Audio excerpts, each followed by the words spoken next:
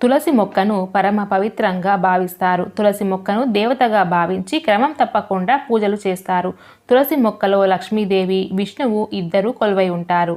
ప్రస్తుత రోజుల్లో చాలామంది తెలిసి తెలియక తులసి మొక్క విషయంలో కొన్ని తప్పులు చేస్తూ ఉంటారు. అంటే తులసి మొక్కను ఎప్పుడు పడితే అప్పుడు తాకడం, తులసి ఆకులను కోయడం, ఎండిపోయిన మొక్కను వెంటనే తీసేయడం, ఎప్పుడు పడితే అప్పుడు మొక్కను నాటడం లాంటివి చేస్తూ ఉంటారు. దీనివల్ల పుణ్యం సంగతి పక్కన పెడితే పాపం మూటగట్టుకున్న వాళ్ళు అవుతారు. తులసి కోటలో తులసి మొక్క ఎండిపోతే వెంటనే తీసి పక్కన పడేసి వెంటనే కొత్త మొక్క నాటకూడదు. ఎండిన మొక్కని తీయడానికి ముహూర్తం ఉండాలి. అలాగే కొత్త మొక్కను నాటడానికి కూడా ముహూర్తం ఉండాలి. కార్తీక మాసంలో తులసి మొక్కను నాటడానికి గురువారం ఉత్తమమైన రోజుగా పరిగణిస్తారు. గురువారం రోజు ఇంట్లో తులసి మొక్కను నాటితే విష్ణువు అనుగ్రహం లభిస్తుంది. ఈశాన్యం, ఉత్తరం, తూర్పు దిశల్లో తులసిని నాటవచ్చు.